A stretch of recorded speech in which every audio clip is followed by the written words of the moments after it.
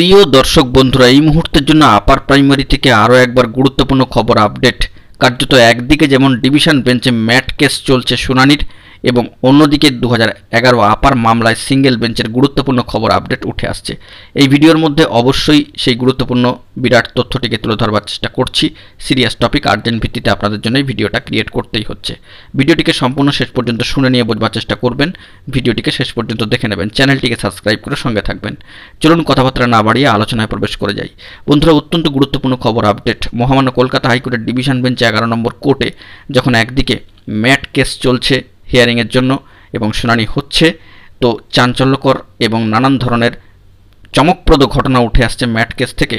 তেমনি অন্যদিকে আজকের ডেটে দাঁড়িয়ে মহামান্য কলকাতা হাইকোর্টের সিঙ্গেল বেঞ্চে সম্মানীয় বিচারপতি রায় চট্টোপাধ্যায় মহাশয়ের এজলাসে বলা যেতে পারে 25 নম্বর কোর্টের গুরুত্বপূর্ণ খবর আপডেট উঠে আসছে 2011 আপার প্রাইমারি সিঙ্গেল বেঞ্চে থাকা গুরুত্বপূর্ণ মামলায়। আজকে মহামান্য কলকাতা হাইকোর্টের ডেলি কজ লিস্ট দেখতে পাচ্ছেন 10 তারিখের জন্য 10ই জুলাই, এবং সেই দিক থেকে দেখতে গেলে 25 নম্বর কোর্টের যে গুরুত্বপূর্ণ ডেলি কজ লিস্ট, সেখানে দেখা যাচ্ছে আপার প্রাইমারি 2011 মামলা 18 নম্বর আইটেমে কিন্তু অবস্থান করছে। একাধিক ক্যান কিন্তু যুক্ত হয়ে রয়েছে এই মামলার সাথে। তো ডেলি কজ লিস্টে আইটেম নম্বর অনেকটাই কিন্তু উপরের দিকে। 25 নম্বর কোর্টের যে ডেলি কজ লিস্ট, সেখানে 18 নম্বর আইটেমে এই মামলার কিন্তু সিঙ্গেল বেঞ্চে থাকা 2011 আপার মামলার অবস্থান আপনারা দেখতে পাচ্ছেন। ক্যান 54 পর্যন্ত 2024 অ্যাডেড হয়ে রয়েছে। তো সেক্ষেত্রে এই মামলার যে বর্তমান স্ট্যাটাসটি সেটাও একবার দেখে নেওয়ার চেষ্টা করুন। এখানে ফার্স্ট বা নেক্সট হিয়ারিং ডেট কোনো কিছুই আপাতত নেই যে সময় ভিডিওটা ক্রিয়েট হচ্ছে। তো সেই দিক থেকে দাঁড়িয়ে স্টেজ অফ কেসের যে স্টেজ দেখাচ্ছে বা স্ট্যাটাস দেখাচ্ছে সেটি হচ্ছে অ্যাবজন্ট হিয়ারিং।